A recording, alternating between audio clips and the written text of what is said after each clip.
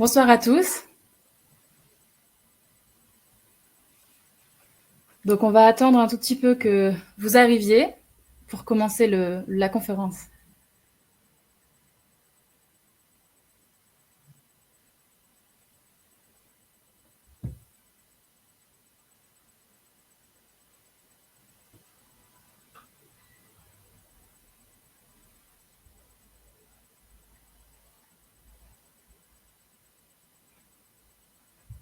Bonsoir, bienvenue parmi nous. Merci beaucoup de vous être inscrits à cette conférence en ligne.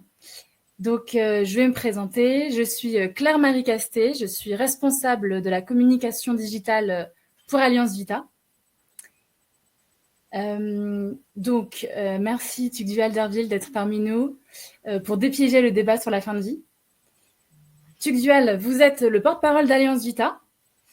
Je vais vous présenter succinctement. Donc, en 86, vous avez fondé l'association À Bras Ouverts, une association qui accueille des jeunes en situation de handicap. En 2004, vous avez également fondé le service d'écoute SOS Fin de Vie, qui est un service d'écoute d'Alliance Vita. Vous êtes l'un des porte-parole de Soulager mais pas tuer, un collectif mobilisé contre l'euthanasie. Enfin, vous êtes le co-initiateur du courant pour l'écologie humaine. En janvier, donc, vous avez publié votre dernier ouvrage qui est sorti aux éditions Salvator et qui s'intitule « Docteur, ai-je le droit de vivre encore un peu ?» En mai, vous avez achevé une tournée de conférences dans 20 villes en France pour déjouer les pièges de l'euthanasie et du suicide assisté. Et vous êtes régulièrement auditionné par les autorités publiques sur les questions de fin de vie notamment. Et pas plus tard que cet après-midi, vous étiez donc à l'Assemblée nationale pour débattre avec Jonathan Denis. Jonathan Denis, qui est le président de l'Association pour le droit à mourir dans la dignité, ADMD. Et donc, vous étiez invité par le député Olivier Falorni, qui préside un groupe de travail sur la fin de vie. Alors, ma première question pour vous ce soir, Tugdual, sera dans quel contexte intervient le débat sur la fin de vie? Est-ce que vous pouvez prendre le temps de planter le décor?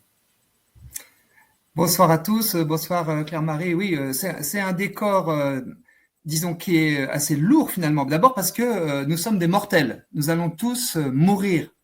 Et quand je dis ça, peut-être légèrement, sans trop y penser, si j'y pense plus sérieusement, si on y pense chacun, ça peut ouvrir toutes sortes de souvenirs, de perspectives, de peurs. On a vécu les uns ou les autres parfois des fins de vie un peu scandaleuses, douloureuses, de proches, brutales aussi. Et d'ailleurs, je dirais, pas forcément pour me dédouaner d'indélicatesse, mais déjà, j'ai conscience qu'en parlant de ce sujet ce soir, on peut faire remonter des émotions assez fortes, assez lourdes, de deuil difficile qu'on a pu vivre ou d'angoisse particulière liée à notre propre situation. Donc l'être humain est un mortel. Et nous avons à Alliance Vita beaucoup travaillé sur ce sujet, notamment par des rencontres. On a, après la canicule de 2003, il y avait, pour ceux qui s'en souviennent, 20 000 personnes âgées, on pense, une surmortalité liée à la chaleur de cet été de 2003. On est allé à la rencontre de personnes âgées pour faire une enquête, pour savoir quels étaient leurs besoins. Et moi, j'ai été assez touché et transformé d'ailleurs de voir que les besoins des personnes âgées étaient beaucoup plus simples que ce que je croyais. C'était besoin de recevoir un coup de téléphone, une carte postale, une petite visite et de voir des enfants. Et après la pandémie, on a refait une enquête auprès près d'un millier de personnes âgées et on leur a demandé aussi quels étaient leurs besoins et on a découvert que plus de 55% de celles qu'on a rencontrées ne voyaient que rarement ou jamais d'enfants. Ça situe ces réflexions sur le respect de la vie, sur la vie finissante autour aussi de nos interrelations, de notre interdépendance. Nous avons fait une très belle enquête aussi à Alliance Vita en osant poser la question, nos 1100 membres sont allés dans la rue, posant une question aux passants. Est-ce que vous pouvez nous dire ce que la mort d'un proche nous a appris de la vie? La question était précisément, on fait une enquête sur la fin de vie et sur la mort. Est-ce que vous pouvez nous dire ce que la mort d'un proche vous a appris de la vie? Et on a eu des magnifiques réponses, on a eu des milliers de conversations essentielles et on a recueilli 1000 verbatim. C'est-à-dire, c'était sur des formats de losange et on disait aux personnes à la fin, si vous voulez, mettez votre message. Là, j'ai le petit fascicule qu'on a édité et on voit vraiment, la mort de ma tati m'a appris que les larmes avaient une signification pour ma vie. Oser parler de la mort de mon frère m'a libéré, etc. Des très beaux messages. Et je suis allé voir à cette époque à l'hôpital Philippe Pozzo di Borgo, qui nous a quittés il y a très peu de temps. Et il a accepté avec un feutre d'écrire avec sa bouche, parce que vous savez, il est à l'origine d'intouchable et il est tétraplégique. Et il a écrit son message, et c'est typique de l'humour qui était le sien et aussi de son sens, de son amour de la vie. Un jour, j'ai occupé à l'hôpital le lit d'un mort. Il m'a donné envie de vivre. C'est le début d'une collaboration parce qu'il est devenu le parrain de ce collectif interassociatif que vous avez évoqué, Soulager mais pas tuer. Et quand on réfléchit, quand on a interrogé les Français dans la rue, récemment encore, avec nos équipes, sur qu'est-ce qui se passe bien et qu'est-ce qui se passe mal sur les fins de vie, la réponse, c'est pratiquement une lapalissade. Ça se passe bien quand la personne est bien soulagée et bien entourée. Ça se passe mal lorsque nos proches ils n'ont pas pu être bien soulagés et ils n'ont pas pu être bien entourés. Voilà. Alors, ça paraît simple comme ça, mais on le sait, c'est complexe. Deuxième élément de ce contexte, c'est les lois successives qui se sont accumulées sur la question de la fin de vie, souvent poussées par des affaires emblématiques, souvent médiatiquement entretenues par ceux qui voulaient faire la promotion de l'euthanasie et du suicide assisté, mais ça a eu le mérite de caler des éléments de déontologie médicale qui préexistaient, mais qui ont été mis dans des lois. Alors, la loi de 99, très importante, qui a visé à garantir le droit d'accès aux soins palliatifs. Ça peut nous surprendre parce qu'on en parle maintenant, mais c'est en 99, il y a 24 ans, et qui prévoyait également cette loi qu'on avait le droit d'être soulagé dans sa douleur. Donc, loi très importante. En 2002, la loi dite Kouchner, qui a insisté sur le droit des patients, le droit des malades pour rééquilibrer un peu les choses par rapport à ce qu'on pensait être la toute-puissance médicale, et qui a instauré notamment la personne de confiance, c'est-à-dire la capacité pour nous tous de désigner une personne qui serait notre interprète si nous devenons gravement malades au point de ne plus pouvoir nous exprimer. Et elle a également formalisé le consentement éclairé du patient. On n'a pas à subir des traitements sans qu'on nous ait expliqué les avantages, les inconvénients. Voilà, c'est une loi très importante. Ensuite, en 2005, il y a eu la loi célèbre, votée consensuellement à l'Assemblée nationale, dite loi Leonetti, loi fin de vie, la plus emblématique. Et cette loi a complété la personne de confiance par la création de directives anticipées. Si nous sommes incapables de nous exprimer, nous avons la possibilité d'avoir par avance, il faut l'avoir fait avant bien sûr, exprimé par écrit ce que nous pouvons souhaiter dans des moments de grave maladie, de grave dépendance. Je précise qu'Alliance Vita a édicté un guide directive anticipée qui est de la personne de confiance parce que c'est pas si simple. Si on me demande, je sors là de la conférence, je suis renversé par un véhicule, est-ce qu'on me fera une trachéotomie? Je peux pas dire par avance oui ou non. Les médecins vont faire ce qu'il faut pour me sauver. Et par contre, si j'ai une maladie neurodégénérative qui se traduit éventuellement par un risque d'étouffement en toute fin de vie, eh bien, je vais pouvoir écrire oui, je souhaite qu'on me fasse une trachéo, qu'on me donne une respiration artificielle pour survivre à ce risque. Ou alors, au contraire, je souhaite qu'on n'entreprenne rien et que, à ce moment-là, on m'accompagne aussi paisiblement que possible. Mais on a voyé deux niveaux, un niveau déontologique global, qu'on peut tous écrire en bonne santé, et c'est d'ailleurs ce qu'on propose dans notre guide directive anticipée, et puis on peut s'adapter en fonction d'une maladie, et toujours de manière réversible, en pouvant revenir sur ces directives. Voilà. Introduite par la loi dite Leonetti, et qui a également, et c'est très important, édicté ce qu'on appelait à l'époque la voie française, qui mettait dos à dos l'acharnement thérapeutique et l'euthanasie pour choisir les soins palliatifs. C'est ça le modèle français consacré consensuellement par la loi Leonetti de 2005. Et pourtant, il y a eu à nouveau des débats à cause d'affaires emblématiques, et nous nous retrouvons en 2016 avec une nouvelle loi, dite loi Claes-Leonetti. Alain Claes, député à l'époque de la majorité présidentielle sous Hollande, et Jean Leonetti, le député de la majorité de l'opposition de ce moment-là, ont été chargés par François Hollande d'une nouvelle loi qui a fait avancer les choses ou fait évoluer les choses dans deux directions. Et ces deux directions nous ont inquiétés, nous, à Alliance Vita. Cette loi Claes-Leonetti prévoyait d'abord que les directives anticipées deviennent opposables. C'est-à-dire que les patients soient garantis qu'on suive ce qu'ils souhaitent en matière de traitement, etc., en fin de vie. Et les médecins, pas seulement des médecins, des soignants et beaucoup d'autres personnes ont dit attention, on est en train de renverser les choses. Le médecin est celui qui a quand même l'art, qui est chargé, qui est formé pour cela, qui est chargé de prendre soin de la santé du patient. Et à partir du moment où on fait du patient le prescripteur de ses prescriptions, on marche sur la tête. Parce que c'est pas un patient de savoir s'il faut une troisième chimio. C'est inutile. Le devoir du médecin de dire elle est inutile. Je vous la prescris pas. Et par contre, il peut pas forcer la personne à avoir une chimio même si elle était utile. Mais voyez. Donc le débat a eu lieu et finalement les directives anticipées ont été réputées non pas opposables, heureusement, mais contraignantes. Autrement dit, le médecin peut y déroger à condition qu'elle soit, c'est le terme, manifestement inappropriée.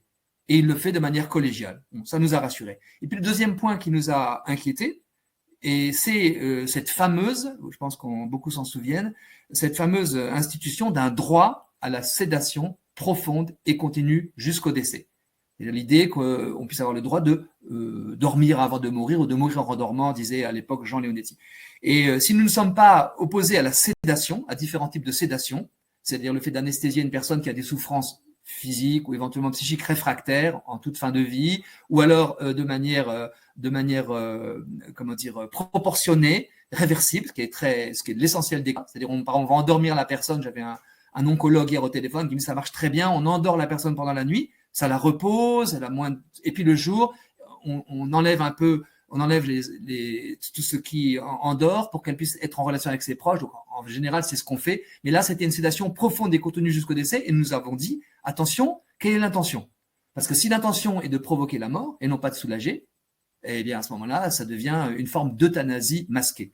Nous avons été rassurés en 2018 quand la Haute Autorité de Santé, 2 ans après la loi Claes-Leonetti, a édicté les normes, les règles d'application de cette fameuse sédation profonde et continue jusqu'au décès. Je ne vais pas dans les détails, j'ai mis un peu dans mon livre quelques éléments, mais précisément, la Haute Autorité de la Santé, HAS, a dit que l'intention ne devait pas être de tuer et qu'on ne pouvait prodiguer ces types de sédation définitive, au fond, qu'en toute fin de vie, parce que le pronostic vital est engagé à court terme, sur ces 2 critères et quelques autres, en montrant bien à chaque fois la différence entre ce qui serait une euthanasie de ce qui serait cette sédation, parfois nécessaire. Voilà.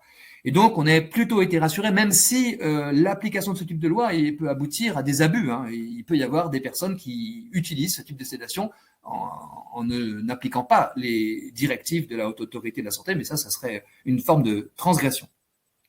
Donc, toutes ces lois, et pourtant, encore une surenchère. Alors, pourquoi le président de la République a-t-il décidé, avec d'autres encore, d'aller plus loin? Mais ça, l'enjeu, je pense, il est quand même fondamentalement idéologique. C'est-à-dire qu'il n'y a pas de faits nouveaux, d'événements nouveaux, d'évolution dans le domaine de la santé, qui fait qu'il faudrait passer à autre chose.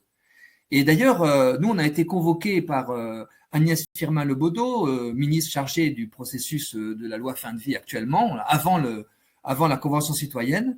Et elle nous a dit, je suis très contente qu'on débatte, et vous aussi, on n'est pas d'accord, moi je suis pour l'euthanasie, vous êtes contre, mais on est tous contents parce que vive le débat. Et on en tirera toujours du bien du débat. Et nous avons dit non, on n'est pas d'accord. Parce que le service SOS fin de vie qu'on a créé après la canicule de 2003 pour accueillir des personnes en difficulté avec des fins de vie, des personnes concernées elles-mêmes, leurs proches, les soignants, eh bien, à chaque fois qu'on redébat de ce sujet, souvent à cause d'événements médiatisés, etc., des personnes nous appellent en disant qu'ils ont des souffrances psychiques et qu'ils souhaitent obtenir le suicide dans notre clinique de suicide, pensant que la France est en train de lever, au fond, cette prévention générale pour tous du suicide. Donc, on débat de certains sujets. Alors, pourquoi je dis ça? Parce que je rappelle, au fond, qu'il y a un principe intangible qui date de 2500 ans. Le serment d'Hippocrate et nos antiques prédécesseurs ont écrit à l'époque « Je ne délivrerai à quiconque du poison, même si on m'en fait la demande ».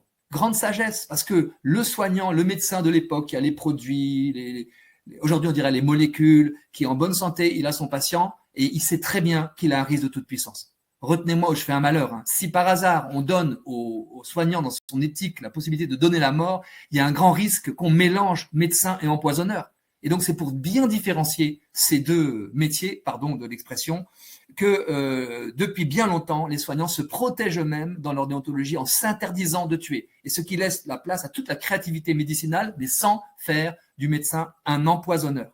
Et donc, à partir du moment où on relève ce sujet, ça devient dangereux. Donc, ce qui s'est passé, pour aller vite, le comité d'éthique a fait un revirement à l'automne dernier, avis 139, en faisant une promotion très belle des soins palliatifs, tout en disant il n'y a pas d'obstacle éthique à ce qu'il appelait une aide active à mourir. Et voilà. Alors peut-être que derrière aide active à mourir, il a introduit le fait que c'était d'abord principalement à ses yeux le suicide assisté, et de manière accessoire l'euthanasie. C'est l'occasion de donner quand même des définitions fondamentales qu'il faut connaître. D'abord, effectivement, celle de l'euthanasie. Alors, je vous donne celle que le Conseil de l'Europe a proposée dans une résolution de 2012, qui d'ailleurs disait, c'est plusieurs dizaines de pays européens qu'elle doit toujours être interdite. C'était une résolution, une recommandation. L'euthanasie au sens de tuer intentionnellement, par action ou par omission, une personne dépendante dans l'intérêt allégué de celle-ci. Doit toujours être interdite. Alors, j'analyse un peu la définition. Le fait action-omission, ça montre que la différence actif-passif n'est pas opératoire. Je peux euthanasier quelqu'un avec une injection létale, je fais une action, ou je peux le faire aussi en ne rien faisant, en regardant la personne mourir, parce que je veux qu'elle meure, et je préfère qu'elle meure plutôt que d'en prendre soin et peut-être de la sauver. Et donc, ce n'est pas le critère qui définit l'euthanasie. Dans l'intérêt allégué de celle-ci, ça veut dire que ça exclut le mobile crapuleux. C'est pas pour récupérer un héritage ou pour se venger de je ne sais quoi. Mais c'est pas forcément à la demande de la personne, on le voit, c'est l'intérêt. On pense que c'est bien pour elle. Alors, on le fait, on pense que c'est bien pour elle. Donc, mais les critères, c'est le résultat, la mort, tuer, et l'intention, très important. Et lorsqu'on a été auditionné au comité consultatif national d'éthique avec on était 3 d'Alliance Vita, nous avons rencontré Alain Claes, qui était passé de législateur à membre du comité d'éthique, et on a eu une dispute sur la question de l'intention. C'est pour ça que j'insiste beaucoup là-dessus. Parce qu'il nous a dit non, l'intention, c'est pas important. Qu'est-ce que vous allez regarder dans la tête du médecin? On peut pas aller scruter ce qu'il y a dans la tête de quelqu'un. Et moi, j'ai pu répondre, mais attendez. Et d'ailleurs, c'était étonnant parce qu'il y avait un haut magistrat de la Cour de cassation qui était là et qui a corroboré ce que disait Alain Claes. Pourquoi vous vous occupez de l'intention? C'est pas une question juridique. Et moi, j'ai dit, mais attendez, quand il y a mort d'homme, on réfléchit, est-ce qu'il y a un assassinat prémédité? Est-ce que c'est juste un meurtre, un coup de sang, un meurtre? Ou est-ce que c'est un homicide involontaire? Et là, le traitement judiciaire, les peines, sont absolument radicalement différentes selon qu'il y a eu une intention ou pas délibérée de tuer. Voilà. Donc, très important qu'il y ait ce critère de l'intention. Donc, vous avez la définition, on la retrouvera peut-être tout à l'heure, mais après, j'ai évoqué suicide assisté et euthanasie. Donc, vous ne le savez pas forcément tous, mais l'euthanasie, la mort est provoquée par une tierce personne, en général un soignant, avec plein de guillemets, et donc par une injection. Et de ce fait, ça n'exige aucune participation de la personne, elle peut même être inconsciente, ne rien avoir dit, etc. Par contre, dans le suicide assisté, c'est la personne elle-même qui doit s'administrer le produit létal, soit par voie orale, un comprimé, un breuvage, soit en déclenchant une perfusion préalablement installée par un soignant, et elle va déclencher le robinet ou elle va faire la pression qu'il faut pour recevoir l'injection létale. Voilà, les deux.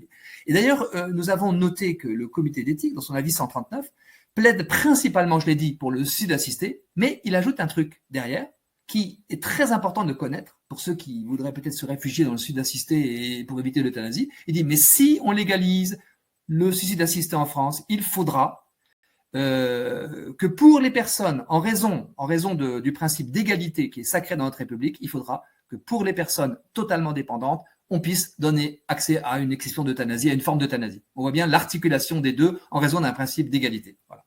Alors j'en étais au CCNE. Pourquoi est-ce qu'il a fait ça? Il y a quand même eu 8 de ses membres qui étaient en désaccord, mais il a changé d'avis, c'est tout. Mais si on veut lui répondre, il suffit de prendre les avis précédents. Et dans les avis précédents, on voit qu'il n'y a aucune question de lever l'interdit de tuer, qui est protecteur des patients vis-à-vis des soignants. Ou encore, les exemples d'étrangers ne plaident pas pour que la levée de l'interdit de tuer entre soignants et patients soit effectuée. Voilà, simplement, il y a eu un revirement. Juste derrière, le président Macron a annoncé cette convention citoyenne. Je vous ai évoqué la rencontre avec Agnès Firmin-Lebaudot, et puis elle nous a dit, vous verrez, ça sera neutre. On a aussi été convoqué par Claire Toury, qui était celle du Conseil économique, social et environnemental chargé d'animer le processus participatif de 185 citoyens. Nous a dit, vous inquiétez pas, ça sera neutre, vous serez peut-être invités, ces citoyens qui décideront. Bon, nous doutons quand même de la neutralité. Et personne de Grande-Bretagne n'est venu expliquer la raison pour laquelle en Grande-Bretagne, ils avaient tourné le dos pour le moment à l'euthanasie. Il y a le corpus documentaire comprenait des livres favorables à l'euthanasie aussi d'assister. Aucun des livres, je ne parle pas du mien, mais d'autres, 4 qui avaient été publiés contre dans l'année précédente. Voilà, il y a eu un gros déséquilibre, même si les citoyens ont travaillé sérieusement, ils ont travaillé 27 jours, vous imaginez, là on passe une soirée ensemble, mais là c'était 27 jours sur ce sujet, par bribes de 3 jours, et puis ils ont fait des votes qui ont été assez effrayants, Ils ont été à un moment donné pour l'euthanasie des enfants, on leur a fait voter même une fois pour l'euthanasie éventuelle des personnes, le suicide assisté, des personnes inconscientes.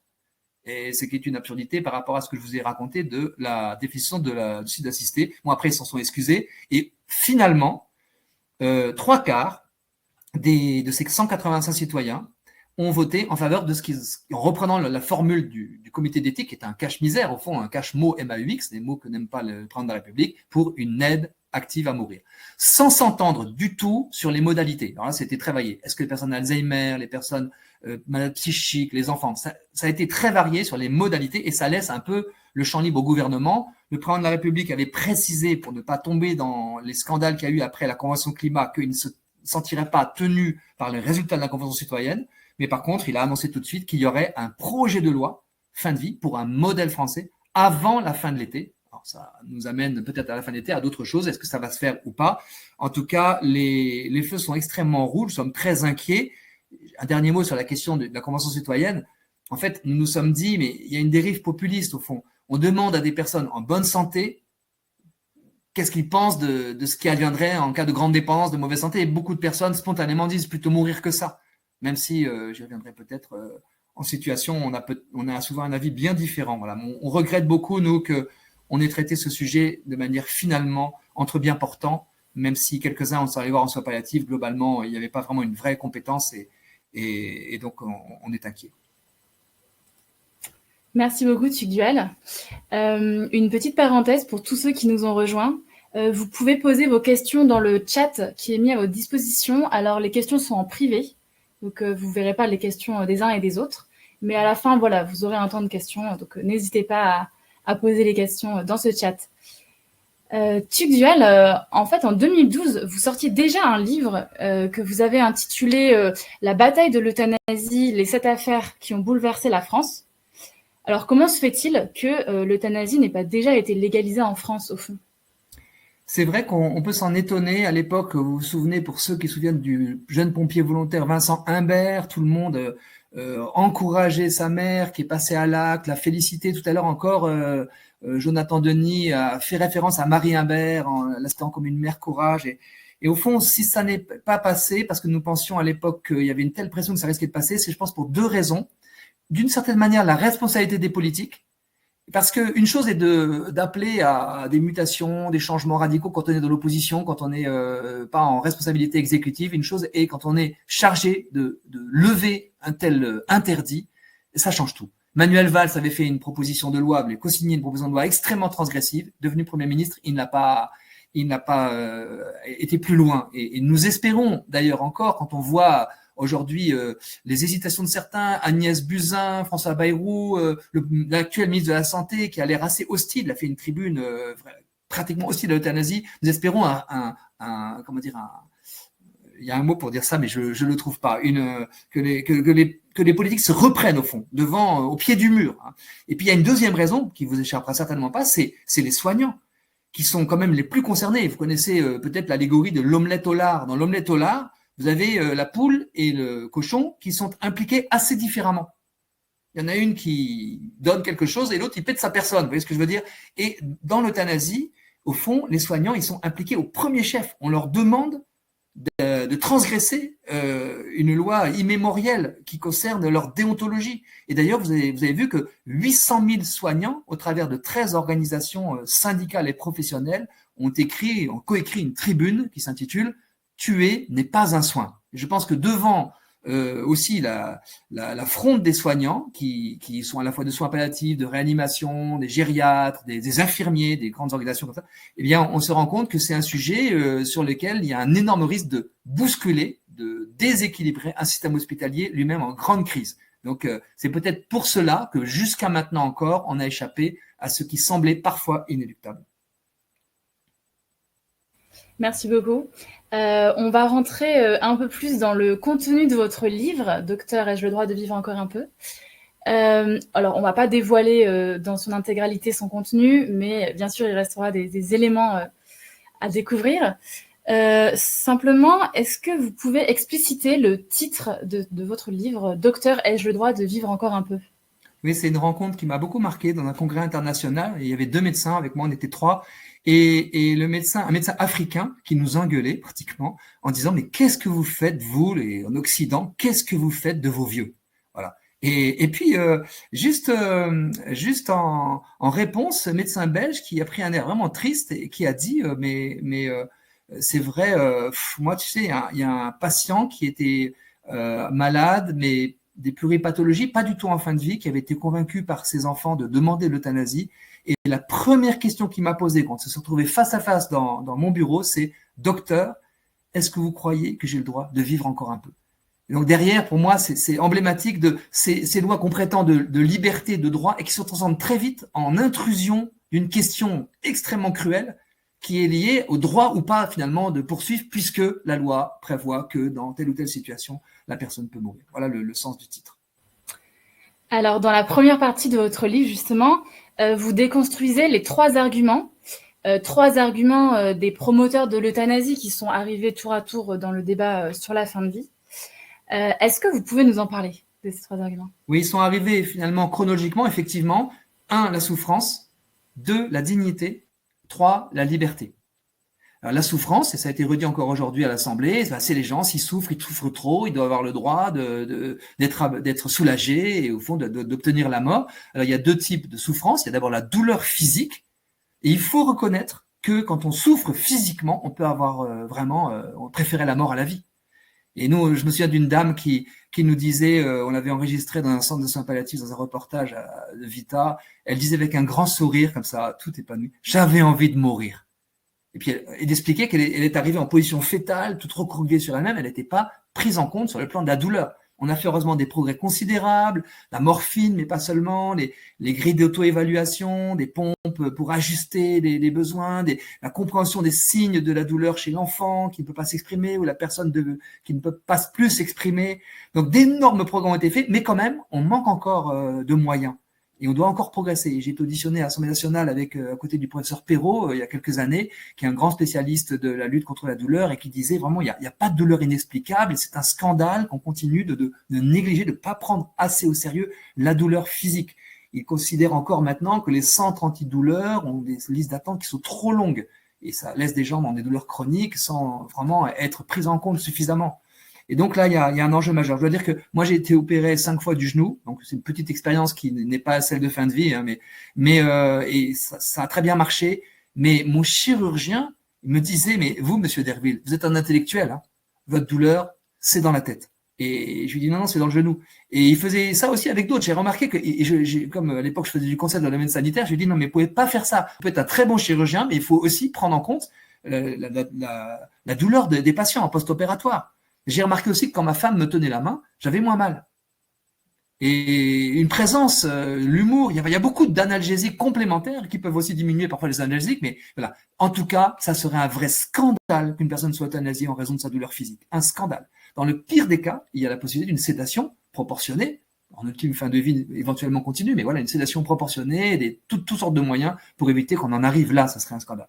Mais quand on a soulagé les douleurs physiques, il y a les souffrances morales que les soins palliatifs connaissent bien et qu'ils classent en souffrances psychiques, sociales, spirituelles.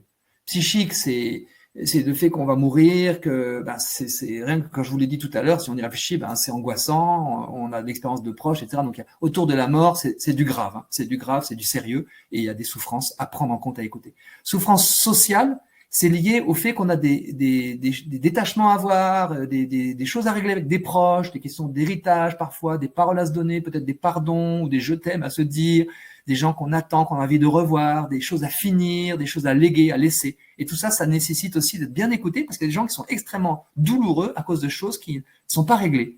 Et puis les souffrances spirituelles, c'est inhérent à tout être humain, hein. Nous sommes des êtres spirituels, croyants ou pas, hein.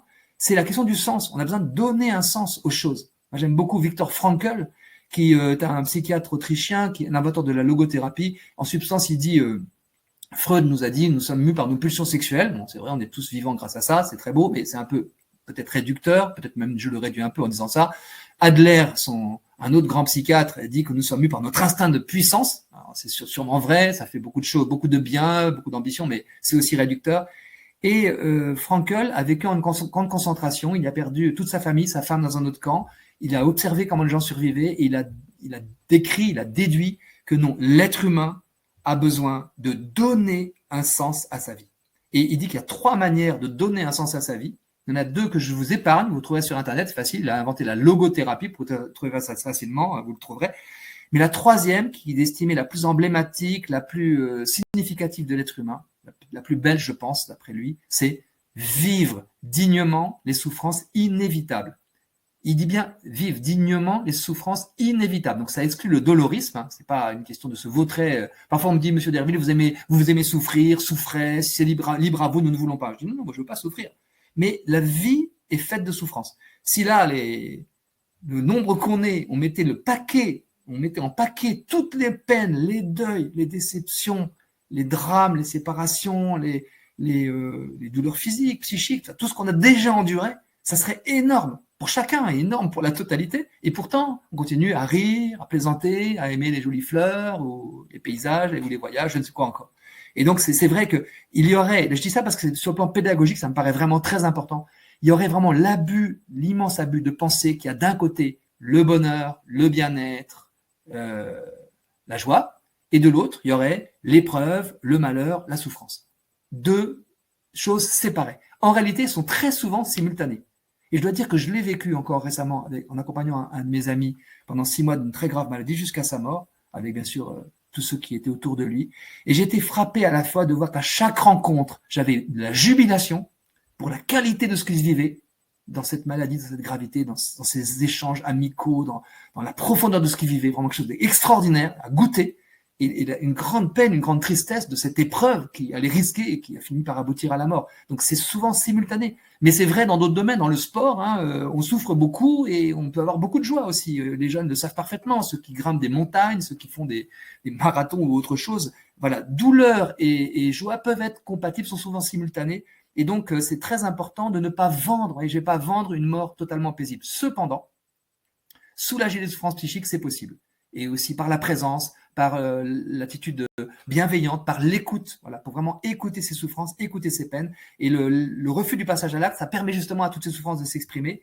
Et c'est pourquoi il serait un grand scandale d'autoriser l'euthanasie pour des souffrances psychiques. Et malheureusement, c'est déjà le cas dans certains pays. Alors j'aborde le deuxième mot, puisque j'ai annoncé les 3 points, la dignité.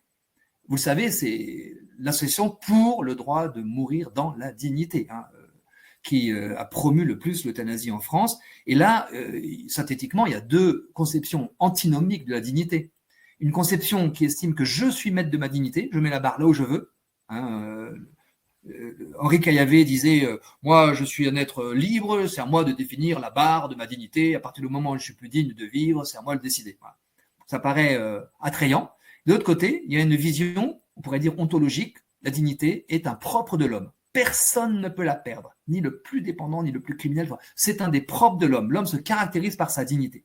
Ces 2 définitions ont des conséquences. La première, elle est absurde et très vite inhumaine. Et la deuxième, elle est exigeante. Elle est logique, mais exigeante. La première est absurde et vite inhumaine parce qu'au fond, elle s'appuie sur l'idée que nous serions comme des îles d'autonomie. Chacun décide pour soi. Alors qu'en fait, on est des êtres d'interrelation. Notre amie Claire, qui témoigne souvent avec nous, de handicap de naissance qu'elle a, qui s'appelle un spina bifida, eh bien, un de ses amis lui a dit, tu sais, moi, quand si je deviens incontinent, je serais indigne de vivre, je préférerais mourir. Elle a pu lui répondre, mais là, tu me tues en disant ça. Parce que c'est son cas, justement. Mais les personnes ne demandent pas, les personnes qui ont des problèmes de continence, ils gèrent ça, cela depuis toujours et elles s'en débrouillent très bien, mais ils gèrent ça, ils ne demandent pas la mort pour ça. Mais par contre, parfois, des gens demandent la mort pour incontinence de leurs parents parce qu'ils disent, voilà, c'est indigne, mon père ne peut pas avoir des couches et tout ça. Donc, attention à ce regard. Et j'ai eu des échanges vraiment profonds avec Jacqueline Genkel, qui est une femme qui disait vouloir mourir par suicide assisté en Suisse. Elle le disait de manière très trash. J'étais invité chez Hanouna et on a débattu ensemble. Après, on a discuté très longuement. Et moi, j'ai pu lui dire, c'est vrai, au tout début, chez Hanouna, je lui ai dit, écoutez, publiquement, je lui ai dit, quand vous dites que c'est indigne d'un être humain d'être torché et que vous ne voulez pas subir ça un jour, mais est-ce que vous avez conscience de ce que ça impacte chez mes amis porteurs de handicap, leurs proches, leurs soignants, qui ont besoin de ces gestes-là pour être accompagnés dans leur hygiène de vie quotidienne. Donc, elle n'avait pas forcément conscience. D'ailleurs, je lui dis, telle n'est pas votre intention. Après, on a discuté longuement et je passe les détails. Je vais parler de mon père parce que je lui dis, vous voulez mourir en bonne santé, mais vous savez, quand on est grabataire, moi, mon père a été grabataire pendant 6 mois et j'ai vécu avec lui des moments extraordinaires d'échanges que j'aurais jamais peut-être imaginé. J'avais des bons moments avec lui quand il était valide. Mais il y a eu des choses extraordinaires. Et de ce fait, alors voilà, je passe les détails de notre conversation avec elle, mais je dois vous dire qu'elle a fini par mettre fin à ses jours. Hein. Et c'est une personne très fine, très cultivée, mais elle avait le mépris de sa propre vulnérabilité. Et ça, c'est une question qui est très, très cruelle et difficile. C'est-à-dire, si on commence à être dans une société où on méprise sa faiblesse, ses limites, où on veut être tout puissant, on veut pas vieillir, on veut pas, etc., il y a un énorme risque que c'est une société d'auto-exclusion des plus fragiles. Parce que justement, ils auront l'impression d'être indignes de vivre. Et c'est contaminant, parce qu'une personne âgée dans une maison de repos en Belgique, qui voit sa voisine se faire euthanasier en toute légalité pour des pathologies, elle dit, mais moi alors, est-ce que je dois le faire aussi? Est-ce que je dois encore rester là, coûter, peser? Et pourquoi est-ce que... Voilà, parce que nous ne sommes pas des îles. Mais à l'inverse, si on adopte la définition qui est à nos yeux la plus logique, celle d'une dignité ontologique, elle est très exigeante parce que nous devons la confirmer dans nos attitudes et nos regards. Une personne âgée qui est changée par une aide-soignante surmenée qui a à peine le temps de la regarder, de lui parler comme à une personne, elle peut avoir envie de mourir. Mais si on lui parle comme à une personne qu'elle est, si on en prend soin avec respect, eh bien, on l'aide à vivre. Nous avons tous besoin d'avoir une confirmation. Moi-même, là, j'ai la petite icône de Claire-Marie. Et donc, je vais puiser dans la réaction à mes propos de la force. On a besoin les uns des autres. On est comme ça, c'est ça les êtres humains. On a besoin des uns des autres pour vivre. On a besoin de se voir confirmer notre légitimité par le regard des autres. D'où l'exigence. Et la conclusion que Vita a posée aussi, c'est que nous ne pouvons pas être contre l'euthanasie et le suicide assisté si nous ne sommes pas aussi engagés pour être solidaires des plus fragiles et déterminés que c'est eux qui doivent être au cœur de la société et à protéger. Donc c'est un engagement très très important et peut-être même d'une certaine manière difficile. Donc, je me souviens de Noël Châtelet, qui était la fille de Mireille Jospin. Mireille Jospin, c'est la mère de l'ancien Premier ministre Lionel. Elle a mis fin à ses jours pour éviter les maux du grand âge, un peu comme Jacqueline Schenkel. Et sa fille disait, notre mère, en faisant ça, nous a donné une leçon de force. Et moi, j'ai répondu, mais mon père, en mourant au bout de sa vie, grabataire pendant 6 mois, nous a donné une leçon de vulnérabilité. Il n'y a pas de plus belle leçon, peut-être, qu'un père peut donner à son fils que de leçon de vulnérabilité. D'ailleurs, je dois dire que des promoteurs de l'euthanasie ont commencé à revenir sur cette question de dignité. André Comte-Sponville, qui est pourtant membre du comité de soutien de l'ADMD, philosophe, il a fini par dire non, mais on ne peut pas se permettre de dire qu'il y a des gens qui ne sont pas dignes. Non, c'est parce que ça voudrait dire qu'on rejette les personnes avec un handicap. Non, c'est plutôt une question de liberté. Donc, c'est effectivement le troisième argument, chronologiquement, qui est arrivé, celui qui est le plus prégnant. Une loi de liberté, je fais ce que je veux, monsieur Derville, faites ce que vous voulez, mais je ne vais pas vous obliger à faire ce que... Voilà, liberté. Et là, je déconstruis cette liberté en 4 points. Vous tenez le choc, hein. Premier point, quel est le sens d'une liberté qui s'exerce sous la pression de la maladie, de la douleur peut-être maltraitée, d'angoisse psychique, peut-être d'angoisse de l'avenir. C'est très souvent pour ce qui risque d'arriver. Donc en fait, c'est une pression endogène qui vient atténuer largement cette idée de liberté. Et même, je pense à ce que dit le philosophe Jacques Ricot à propos du suicide. On dit souvent que le suicide, on a tous malheureusement été endeuillés par des suicides de proches, et on dit le suicide, c'est pas un droit, c'était un droit opposable, on punirait ceux qui réaniment les suicidants, etc. Mais c'est une liberté. Mais Jacques Ricot dit attention, quelle liberté? On sait tous que les personnes qui ont mis fin à leur jour, bien souvent, se sont battues pour vivre, pour résister à la tentation d'euthanasie, du suicide, pour résister dans le passage à l'acte. Et dans la crise suicidaire, à un moment donné, ils ont craqué. Mais ça ne les résume pas du tout. S'ils avaient une pulsion de vie qui aurait aimé être supérieure à cette désespérance qui les a saisis. Donc, étrange liberté, vous voyez, sous ce type de pression. Deuxième raison de mettre en cause cette liberté, comme une fausse liberté finalement, c'est la pression exogène, la nôtre, celle de la société. Quel est le sens d'une liberté qui s'exerce sous la pression du regard des autres? Or, on s'aperçoit, par exemple, au Canada, où il y a ce qu'on appelle l'aide médicale à mourir, AMM, eh bien, une grande partie, une majorité des demandes d'euthanasie émanent avec des arguments dits altruistes, c'est-à-dire peur de peser, peur de gêner ses proches, peur de l'image qu'on leur renvoie, de la déchéance entre guillemets de son image, peur de coûter, soit à nos proches qu'on ruine en restant dans des maisons, etc., soit à la société éventuellement.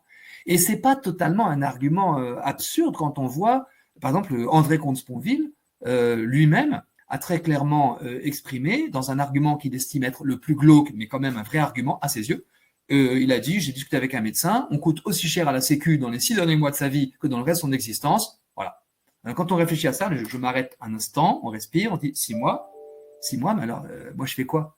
C'est quand? Il y a une sorte d'absurdité. Et je dois dire que l'accompagnement de mon ami pendant 6 mois m'a convaincu plus encore, parce que je me dis, mais c'est dingue. S'il était mort au tout début, de quoi aurions-nous été privés? Tous ces moments extraordinaires, précieux. Voilà, donc, il y a quelque chose de très utilitariste à juger une personne en imaginant qu'il vaudrait mieux qu'elle meure en bonne santé. Parce que souvent, je vois François de Closet, j'ai débattu avec lui sur Europe 1, il m'a dit, moi, je veux mourir debout, quoi. Non, mais oui, peut-être qu'on peut souhaiter ça, peut-être, mais c'est peut-être pas la meilleure solution. On a tous été endeuillés de manière brutale par des personnes qui sont mortes sans qu'on puisse se dire adieu et tout ça, et on sait que c'est très douloureux aussi. Donc, c'est une vision aussi très, où une autonomie et une bonne santé érigée en idole risque de finir de manière inhumaine.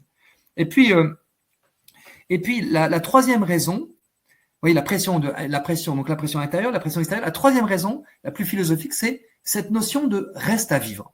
Je provoque la mort, euthanasie ou suicide assisté. Mais je vole un temps dont j'ignore tout, je me prive de liberté pour tout ce temps que j'aurais pu vivre et dont je ne saurais jamais ce qui m'aurait réservé. La sagesse populaire évoquait ce qu'on appelait la rémission. Et moi, j'ai connu une pharmacienne qui nous a dit, vous savez, moi, j'avais le produit. J'avais promis à ma fille, elle se mourait d'un cancer, elle avait 2 petits-enfants, mais c'était un contexte familial très douloureux. Et j'avais promis à ma fille, j'avais le produit de le faire, et j'ai pas eu le cran de le faire. Et puis ma fille, elle s'est réveillée. Pendant un petit temps, elle a eu discussion avec ses enfants, son mari, avec moi. Elle m'a dit, maman, heureusement que tu l'as pas fait. Et donc quel est le sens d'une liberté qui me prive de ce reste à vivre? Et ce reste à vivre, il peut être très surprenant et très précieux au point de déjouer nos systèmes de valeurs à nous, je me mets dedans en ce moment, les bien portants. Je me souviens de ce monsieur il était en soins palliatifs, il avait un drap comme ça sur le menton, et il disait, c'est incroyable, hein, j'aurais jamais cru que la caresse d'un drap propre sur mon menton me provoque un tel bien-être. Alors on se dit, oui, mais il est marrant. Et moi, je me mets dans des draps propres de temps en temps. Mais vous avez remarqué que on peut être très, c'est très agréable des draps frais. Mais lui, c'était un vrai délice. C'était un délice. Se délecter de ce drap. Voilà, première leçon. Et il disait, et avec ma fille, c'est la même chose. Avant, quand elle venait me voir, elle disait papa. Maintenant, quand elle vient me voir, elle dit papa. Vous voyez, ça n'a rien à voir. Voilà, à nouveau, une qualité de relation. Ce que nous ont dit les gens qu'on est allés voir dans la première enquête sur Parlons la mort. Une qualité de relation qui est stupéfiante parfois dans ces moments-là. D'où le risque, le vol de cette liberté. Et puis, quatrième raison de dénoncer cette idée d'une liberté, c'est que quel est le sens de cette liberté qui s'impose à des soignants auxquels on va demander de transgresser un élément fondamental de leur déontologie. Dans le livre collectif L'envers du décor, Euthanasie, l'envers du décor, coordonné par Timothy DeVos, c'est des soignants belges qui témoignent, on nous rapporte les larmes d'un médecin à la retraite qui, la nuit, revoit les visages de ceux qu'il a euthanasiés. Parce que c'est pas anodin de transgresser un tel interdit. Et on a aussi, alors les soignants donc doivent passer à l'acte et on le demande donc à la société d'organiser la mort d'autrui, et ça c'est pas rien, ça change beaucoup de choses. Et puis les proches aussi. Et on est amis de Claire Dix qui a fait des beaux témoignages à propos de l'euthanasie de son père en Belgique par Corinne Von Ost, médecin qui revendique l'euthanasie. Et Claire Dix dit mais il y a une psychologue qui a eu mon père 3 fois en visio et après il y a un médecin qui est venu et mon père a été piqué, c'est comme ça qu'elle dit, c'était d'une violence inouïe, elle n'était pas d'accord. Donc ça s'impose à des proches, ça crée des deuils difficiles, il faut être d'accord, ou si on n'est pas d'accord, et puis après on a sur la conscience qu'il aurait pu en être autrement. Donc quand on met la main sur la mort, eh bien on transgresse quelque chose et ça laisse des traces autour de soi. Alors pour clore sur ces 3 critères et sur la liberté, peut-être pour être rassurant, mais pour dire il faut revenir aux réalités. On ne meurt pas forcément par hasard. C'est pas parce qu'on ne met pas la main sur la mort, c'est pas parce qu'on est pour la mort naturelle qu'on meurt à un moment qui n'a pas de sens. Et ça, alors bien sûr, quand c'est brutal, c'est autre chose peut-être, mais les soignants, les études mondiales ont montré qu'on meurt davantage après les grandes fêtes de sa religion. Étonnant. Et vous savez aussi, sans doute, ceux qui ont l'expérience parmi vous d'accompagnement, que les gens meurent aussi parfois après avoir revu celui ou celle qu'ils attendaient, un proche. Donc on voit des personnes âgées qui n'en finissent pas de pas mourir. Et à un moment donné, le petit-fils qui était en stage à l'étranger, qui revient et qui voit sa grand-mère, qui l'embrasse, il part, et 2 heures après, elle expire. Elle l'attendait. Et on se dit, mais comment elle a fait pour survivre jusqu'à ce moment? Elle l'attendait simplement. Il y a des personnes aussi qui attendent de mourir, qu'on lâche leurs mains et qu'on aille prendre un café, et puis en fait, pudiquement, elle meurt toute seule, ça peut arriver. Voilà. Et donc, et il y a aussi des personnes, et assez fréquemment, qui meurent quand on les autorise à mourir. C'est-à-dire quand les proches sont prêts et disent oui, tu peux y aller. Donc, les soignants qui ont l'habitude disent aidez-le à un moment donné à accueillir que voilà, vous êtes prêts. Voilà. Il y a donc des interactions mystérieuses assez extraordinaires qui fait que, voilà, Françoise Dolto disait aux enfants, inquiets à propos de leur risque de comment ils allaient mourir, les enfants gravement malades, disait ne vous inquiétez pas, on meurt quand on a fini de vivre. Donc voilà, redonner du sens à ça, c'est vraiment, je ne prends pas la main, mais j'accueille un moment qui me surprend, qui peut-être me dérange, mais qui n'est pas, voilà, la vraie liberté, c'est de vivre jusqu'au bout sa vie en étant accompagné. Alors, la deuxième partie de votre livre, merci beaucoup Tugdual, la deuxième partie de votre livre, elle, est consacrée à relever 3 promesses biaisées qui accompagnent aujourd'hui la pression pour légaliser l'euthanasie. Est-ce que vous pouvez nous présenter ces 3 promesses? Oui, bien sûr. Au fond, c'est effectivement 3 promesses qui sont un peu comme des alibis, des excipients du poison. La première, c'est les soins palliatifs. La deuxième, c'est un encadrement garanti. Et la troisième, c'est, où est-ce que c'est? Je suis un trou de mémoire. La clause de conscience. La clause de conscience. Donc, la première, c'est ce qui nous a beaucoup choqué dans l'avis numéro 139 du comité d'éthique, c'est que ça commence par une magnifique ode aux soins palliatifs, mais très très belle, et disait voilà, il faut les développer absolument, et puis il n'y a pas d'obstacle à une aide active à mourir. Et donc, alors je vais peut-être dire ce que sont les soins palliatifs. On va lancer les 3 slides sur les soins palliatifs si c'est possible, et parce que j'en ai parlé trop brièvement. Donc voilà, que sont-ils? Je les commente un peu, je lis en commentant. Et ça, c'est d'extrait d'une définition proposée par l'Haute Autorité de la Santé. Soins actifs, continus, évolutifs, coordonnés et pratiqués par une équipe pluriprofessionnelle. Donc on s'aperçoit que c'est pas juste des médecins. Voilà, j'ai un ami, quand il a été hospitalisé en soins palliatifs, il y a eu tout un kiné, des massages, il peut y avoir de l'orthophonie. Il y a beaucoup de compétences autour d'une personne pour qu'elle aille bien. Ils ont pour objectif qu'elle aille le mieux possible. Ils ont pour objectif, dans une approche globale et individualisée, de prévenir ou soulager les symptômes physiques, dont la douleur, mais aussi les autres symptômes, d'anticiper les risques et complications et de prendre en compte les besoins psychologiques, sociaux et spirituels dans le respect de la dignité de la personne soignée. Petite révision, vous voyez que dans le respect de la dignité de la personne soignée, c'est que la dignité elle est ontologique, elle est là, on ne la remet pas en cause. On a 3 types de besoins, qui sont les 3 types de souffrances que j'évoquais, psychologiques, sociales et spirituelles. Et puis, il n'y a pas que la douleur, il y a plein d'autres symptômes. C'est très technique. Pour ceux qui sont intéressés, la SFAP, Société française d'accompagnement et de soins palliatifs, a proposé des petites formations de 4 heures qui s'appellent Dernier secours. On peut aller plus loin sur qu'est-ce qu'un proche peut faire pour vraiment entrer dans cette culture palliative. Ensuite, le slide suivant. Voilà. Les soins palliatifs cherchent à éviter les investigations et les traitements déraisonnables et se refusent à provoquer intentionnellement la mort. Petite révision aussi, vous voyez que ça refuse l'euthanasie, c'est incompatible avec les soins palliatifs, normalement. Et puis, on refuse aussi l'acharnement thérapeutique qui est formulé sous différentes formes, obstination déraisonnable, traitement inutile, etc. Voilà. Tout ce qui est inutile, tout ce qui a plus d'inconvénients que d'avantages, on s'en abstient, c'est une question de déontologie médicale basique. Et voilà. Et donc, on est sur ce champ voilà. Et selon cette approche, le patient est considéré comme un être vivant et la mort comme un processus naturel. Ça, c'est aussi essentiel. Et moi, ça m'a beaucoup aidé d'ailleurs. J'ai une tante qui a une maladie neurodégénérative. Et je me suis souvent dit, il y a 2 façons de voir. Soit on voit la personne comme un fantôme d'elle-même, comme quelqu'un qui est régressif, qui n'est plus dans l'âge qu'elle a, etc. Soit on la considère toujours comme 100% vivant. Voilà. Il n'y a pas de légumes dans les lits d'hôpitaux. Il n'y a pas des morts vivants. Il y a des personnes vivantes. Et alors, quand on les regarde de cette façon, les choses changent beaucoup en fait. On n'a pas le même cœur à la regarder. On sait qu'une parole, quand il y en a, un geste, etc., a du sens, porte du sens. Et j'aime beaucoup ce que le docteur Larger, qui est un grand spécialiste de la maladie d'Alzheimer, a pu écrire, à la fois un roman, des essais, pour nous aider à envisager ces personnes comme des personnes parmi nous, avec bien sûr des maladies particulières, difficiles, accompagnées, parfois très difficiles à accompagner. Voilà. 100% vivant. Et la mort, c'est pas l'ennemi des soins palliatifs. Elle est acceptée comme l'issue d'un processus.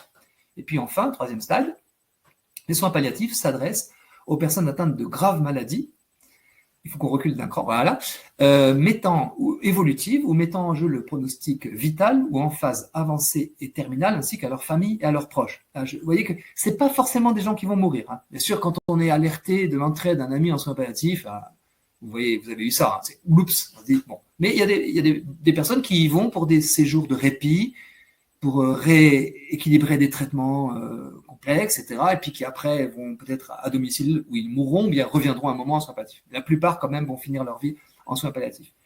Et puis vous voyez, c'est très important que c'est aussi destiné aux proches et aux familles. C'est majeur. Chacun d'entre nous, confronté à la fin de vie d'un proche, on est paumé. On a des difficultés, on a besoin d'aide, d'accompagnement, de consolation. Moi, j'étais très sûr de voir un médecin qui va voir une épouse et qui dit « Alors, comment vous sentez-vous? Est-ce que vous dormez? Qu'est-ce que vous en pensez? Et lui, est-ce que vous le trouvez anxieux? Non, pas vraiment. Bon, c'est pas peut-être, etc. Discussion. On prend soin de nous, on nous explique, on nous aide à traverser ces bouleversements psychiques complexes, familiaux, intrafamiliaux, qui marquent des fins de vie comme ça de nos proches. Très important. Et puis enfin, la question des bénévoles formés à l'accompagnement, qui appartiennent aux associations, qui s'engagent, sont sélectionnés et qui peuvent compléter, avec l'accord du malade ou de ses proches, l'action des équipes soignantes. Hein. Il y a tellement de personnes seules, isolées, que si on ne s'y met pas, nous, dans différents lieux, en EHPAD, en soins palliatifs, ailleurs, à aider nos contemporains, on aura peut-être du mal à lutter contre les grandes tentations suicidaires ou euthanasiques. Alors, quand on voit cette définition, vous voyez qu'il y a une incompatibilité avec l'euthanasie, et nous, ça nous choque, on est en colère, de voir qu'on promeut à la fois soins palliatifs et euthanasie, ce qu'a fait tout à l'heure Jonathan Denis à l'Assemblée nationale, alors que c'est des cultures incompatibles. Non seulement incompatibles, mais, selon l'adage, la mauvaise monnaie chasse la bonne. On le voit en Belgique. Hein. Ce qui est expéditif, apparemment pas coûteux, où on fixe les délais, par rapport à ce consentement à l'imprévisible de la mort naturelle, ça ne fait pas le poids. On ne peut pas à la fois financer, organiser l'euthanasie et puis dire on va développer des soins palliatifs. C'est incompatible. Et on le voit dans le livre que j'ai évoqué de Timothy DeVos, dans l'envers du décor. On voit qu'il y a un traitement de monsieur Untel qui arrive en Belgique. Et puis on se dit, ah ben c'est l'euthanasie en fait. On voit que les sédations, elles deviennent euthanasiques. On ne sait plus très bien. On est surdose pour qu'elles soient euthanasiques. Et il y a cet énorme risque que finalement, on ne développe pas les soins palliatifs. J'ai d'ailleurs noté qu'en Belgique, depuis 2007, il n'y avait pas augmentation de lits de soins palliatifs, même s'ils avaient au début commencé à les développer. Alors, en France, il y a encore 21 départements qui n'ont pas de soins palliatifs, sous forme de services. Hein. Ils ont quand même des lits dédiés ou des équipes mobiles et qui font un très bon boulot. Mais c'est important quand même d'avoir des lieux où on peut rayonner, une culture rayonne, pluridisciplinaire, où on a vraiment un lieu précis, c'est assez différent. Et donc, il y a un énorme manque, il y a encore pratiquement, on pense, une personne sur deux ayant besoin de soins palliatifs en France qui n'a pas accès.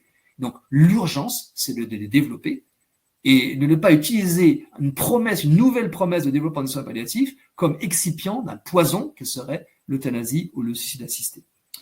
Ensuite, la deuxième promesse, c'est l'encadrement garanti. Rassurez-vous, c'est contrôlé, c'est pour des cas limites, des morts à court terme, des souffrances, etc. On nous présente des situations toujours incontestables qui nous laissent pantois parce qu'on n'a pas les dossiers médicaux, et c'est une arnaque.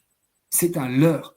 Tous les pays qui ont légalisé l'euthanasie ont commencé par des cas apparemment exceptionnels pour glisser à chaque fois vers des cas de moins en moins régulés. L'an dernier, en Belgique, a été euthanasiée Chanty Descorté, qui est une jeune fille de 23 ans, fragile psychiquement dans l'adolescence, qui a subi le traumatisme psychique des attentats de Bruxelles. Elle n'a pas été blessée, hein. Elle a été euthanasiée en raison de son traumatisme psychique. Il y a une personne transgenre qui a été euthanasiée, il y a des personnes qui sont malades psychiques qui l'ont été, des personnes qui n'avaient pas de maladie mortelle, de plus en plus en proportion. Et bien sûr, dans les pays aussi, on a commencé par les adultes et on a poursuivi en Belgique, aux Pays-Bas, par les enfants. On est passé à moins de 12 ans aux Pays-Bas récemment. Tout à l'heure, j'ai pu dire à Jonathan Denis, oui, votre ADMD demande l'euthanasie pour les adultes, mais vous l'avez déjà dit qu'à titre personnel, vous étiez favorable à l'euthanasie pour les enfants. Parce qu'en raison de l'égalité, principe sacro-saint en France, hein, il y aura toujours une catégorie qui va demander et moi, et pourquoi pas moi, etc. Et pourquoi pas eux. Et donc finalement, il y a effectivement cet énorme risque. Et je demande qu'on écoute Theo Bor, hein, qui est un professeur d'éthique néerlandais, membre de la commission de contrôle de son pays pendant longtemps, et qui nous a dit dans une tribune du Monde, qu'il a redit à la Convention citoyenne, qui a dit « Français, ne vous faites pas avoir. Je me suis fait avoir. Je croyais qu'on pouvait réguler l'euthanasie à quelques cas et limiter de ce fait certains suicides. Et j'observe que l'euthanasie a grimpé de manière exponentielle, que le taux de suicide dans mon pays a grimpé dans la même proportion, sans compter les suicides assistés. Et ne croyez pas que vous allez pouvoir le réguler. Moi, je crains une forme d'arrogance française, on va réguler, on va encadrer. Non, ça ne marche pas. Au Canada, on a commencé par des maladies mortelles, et puis on a ouvert aux personnes porteuses de handicap physique, et la DMD a obtenu qu'on enlève le critère de maladie neurodégénérative pour l'élargir. On a voté même l'euthanasie pour les personnes malades mentales, psychiques, et ça a été retardé parce qu'il y a un petit scandale, ils ne savent pas sur quels critères le faire. Mais vous voyez, à chaque fois, ça glisse. Donc, le but, c'est de faire sauter le verrou. Et donc, pas de naïveté. On fait sauter le verrou, et quand il a sauté, on fait basculer la porte, et on va jusqu'à la revendication de cette pauvre Jacqueline Genkel que j'évoquais tout à l'heure, et qui revendiquait, comme certains le font aux Pays-Bas, le droit d'une personne de plus de 75 ans d'obtenir la mort par lassitude de vivre. Donc, c'est toute une culture, au fond, qui se développe à partir de ce prétendu encadrement qui est un leurre, sachant par ailleurs, quand on lève l'interdit, dans la tête des soignants, c'est levé, et il y a des euthanasies clandestines qui se déploient. Pratiquement, on pense 30% en Belgique, des euthanasies ne sont pas déclarées. Sans compter que celles qui sont déclarées ne sont pas contrôlées. Ça a été condamné par la Cour européenne des droits de l'homme, de même que la Belgique, la Hollande, le Canada se sont vus semoncés par le Comité des droits de l'homme de l'ONU à propos des personnes porteuses de handicap, qui étaient poussées aussi vers la sortie de manière involontaire sans doute, mais du fait de ce type de loi. Voilà. Donc, grand danger, ne croyons surtout pas à l'encadrement.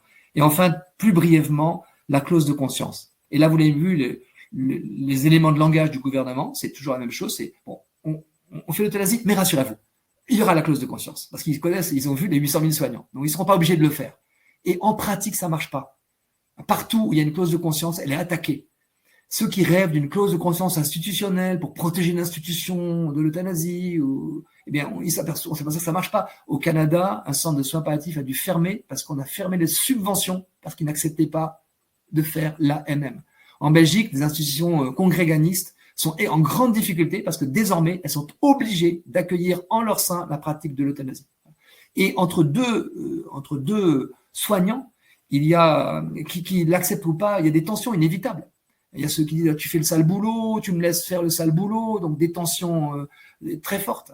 Et est-ce qu'un médecin peut se satisfaire d'aller jusqu'au bout de l'accompagnement d'un patient, puis dit, ah, là, je vais pas plus loin, je vous remets entre les mains de mon collègue qui fera le travail final. Vous voyez, on sent bien que ça nous hérisse.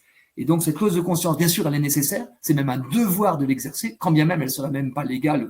On ne peut pas transgresser à ce point son éthique quand on y est attaché. Mais attention à ne pas se laver les mains en disant, voilà, j'y toucherai pas et ça va arriver. Ça ne peut pas être satisfaisant. Alors, cette fois-ci, c'est dans la dernière partie de votre livre que vous pointez 3 idées reçues, 3 assertions qui ont tendance à se promener dans le débat sur la fin de vie. Est-ce que vous pourriez donc décrypter ces 3 idées reçues avec nous ce soir, Tuc Dual? Volontiers, oui. Brièvement, alors, ces 3 idées reçues. La première, je pense qu'elle a contaminé beaucoup de nos esprits, c'est les Français le demandent. Les Français le veulent, c'est une demande, etc. C'est une pression. La deuxième, plus fine, c'est le suicide qui serait un moindre mal, qui nous permettrait d'éviter l'euthanasie. Le suicide assisté permettrait d'éviter l'euthanasie. Deuxième idée reçue. Et puis la troisième, ça n'enlève rien à personne, tout ça. On me dit ça souvent. Alors je vais décrypter un petit peu. L'idée reçue, la première, les Français le veulent, parce qu'on dit qu'il y a des sondages d'opinion, 90% des Français qui le veulent. Bon, il y a eu quand même au départ des sondages qui étaient tellement biaisés que des analystes ont pu dire on se moque de nous. On nous fait choisir entre souffrance insupportable et mort paisible. Vous savez, c'est quoi? Et je me rappelle d'Envoyé spécial qui disait, franchement, dans ces conditions, être contre l'euthanasie, c'est être un salaud. Pardonnez-moi de l'expression, ça vient pas de moi, c'est ce que disait l'analyste d'Envoyé spécial. Bon, donc c'est vrai que les sondages d'opinion donnent cette impression, mais la réalité, quand on revient au réel, pour la dialectique, il faut vraiment réfléchir, quelles sont les priorités des Français? Sondage d'opinion avant la réélection de l'actuel président, sur 24 critères, il n'y avait même pas 1% pour l'euthanasie. La demande sociale est extrêmement faible et ce n'est pas ce qui revient aux oreilles des personnes. On demande aux gens, vous êtes pour ou contre, ils vont vous dire qu'ils sont pour, mais si on demande quelles sont leurs priorités, ils en ont bien d'autres.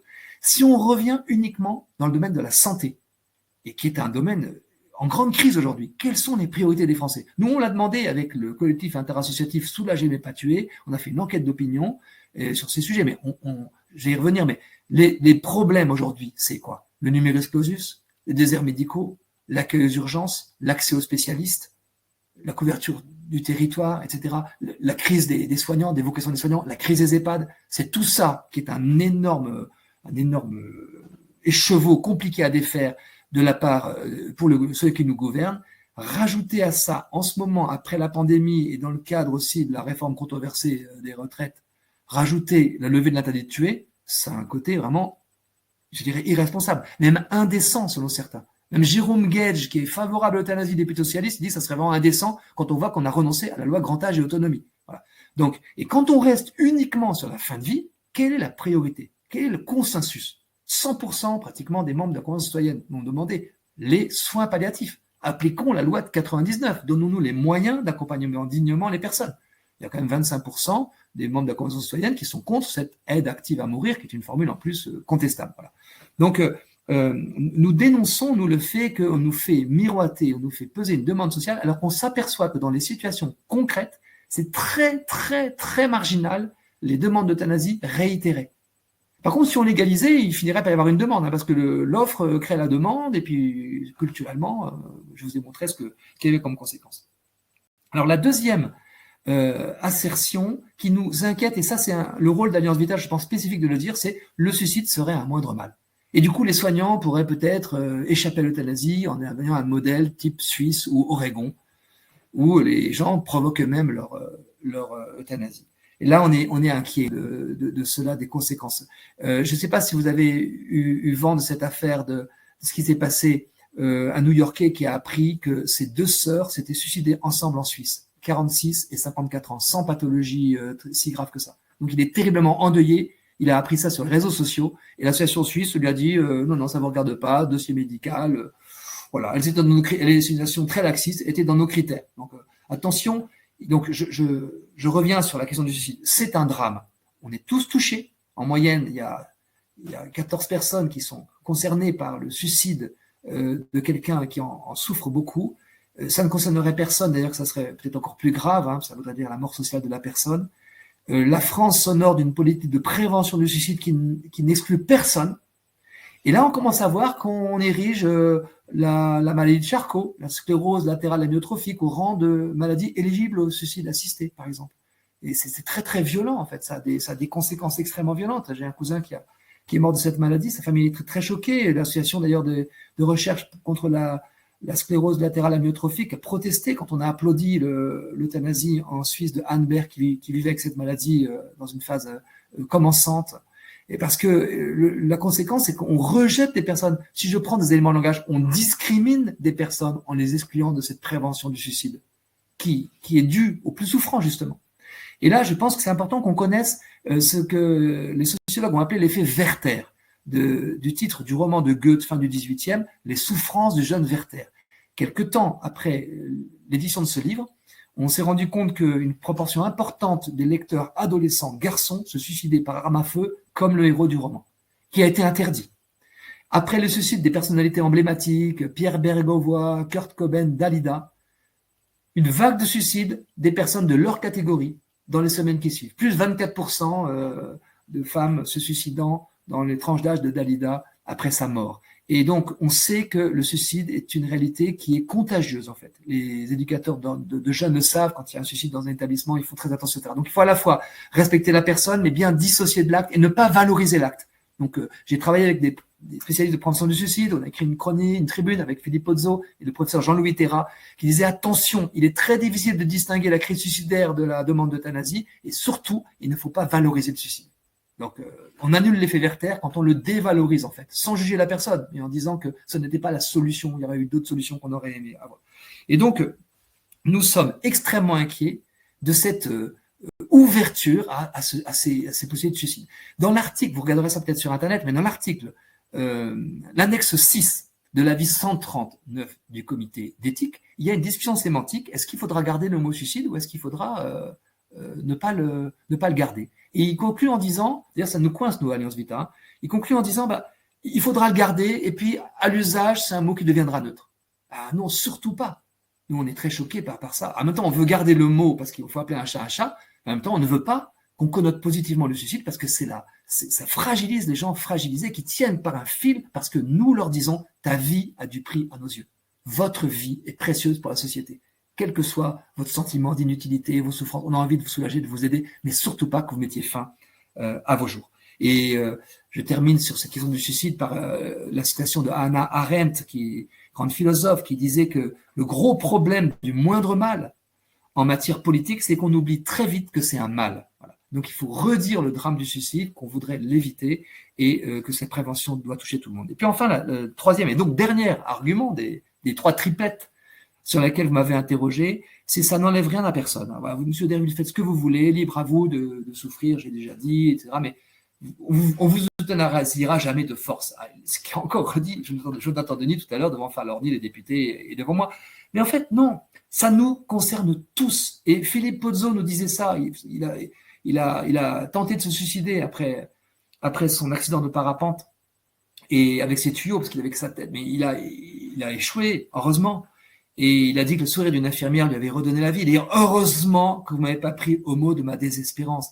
Mais vous, si vous éliminez au bout de la vie les anormaux, les hors normes, les intouchables, comme il dit, etc., les souffrants, vous allez vous éliminer vous-même très vite. Tandis que si vous vous approchez de moi, moi l'intouchable, et que vous me touchez, parce que lui, il a besoin de soins personnels, intimes, etc., régulièrement, sans cesse, hein, si vous vous approchez de moi, moi l'intouchable, vous allez vous réconcilier avec votre part de vulnérabilité. Ce qu'il nous disait. C'est la première vidéo qu'il a fait pour nous. Et après, il a fait un superbe appel, et un deuxième appel aussi qu'on peut encore bien sûr signer. Et donc, à la fois, nous les bien portants, si l'injonction de la société c'est de rester bien portant pour être digne de vivre, et en fait on se tue. On fait semblant d'être bien, d'aller bien, alors qu'en fait on a tous besoin les uns des autres. Mais évidemment, les premières victimes, c'est les personnes fragiles. Je pense à Roger Follet au Canada, avec une maladie neurodégénérative, qui voit arriver le directeur de l'hôpital et qui lui dit, voilà, monsieur Follet, j'ai quelque chose pour vous. Il pensait à un traitement. Non, j'ai l'AMM, je vous propose l'AMM. Il a dit, mais quoi, j'ai pas rien demandé, je veux pas ça. Eh bien non, mais mon rôle, c'est de vous proposer, faites bien comme vous voulez. Et il a poussé une gueulante, pardon de l'expression, il a fait une vidéo au Parlement en disant, mais c'est inadmissible, moi je suis malade, je demande des soins, on me propose l'euthanasie. Et il y a plusieurs personnes porteuses de handicap qui d'ailleurs sont éventuellement favorables à l'euthanasie, qui ont demandé l'AMM au Canada en disant, je ne veux pas mourir, mais je demande l'AMM parce qu'on ne me donne pas le logement adapté, les auxiliaires de vie dont j'aurais eu besoin. Donc, en commençant par les plus fragiles, on dénature une société. Parce qu'au fond, et ça c'est la réponse globale, la personne, le maillon faible d'une chaîne, c'est celui qui détermine la solidité de la chaîne. La chaîne rompt par le maillon faible. Donc on a tous intérêt à aller vers les maillons faibles, à les mettre au cœur plutôt qu'aux périphéries et à les solidifier, à leur donner l'image de leur utilité, de leur présence, de leur valeur et à vraiment fonder nos sociétés sur les plus vulnérables. J'ai conscience, nous avons conscience, c'est un enjeu de société, une mutation considérable. C'est un enjeu au fond d'écologie humaine.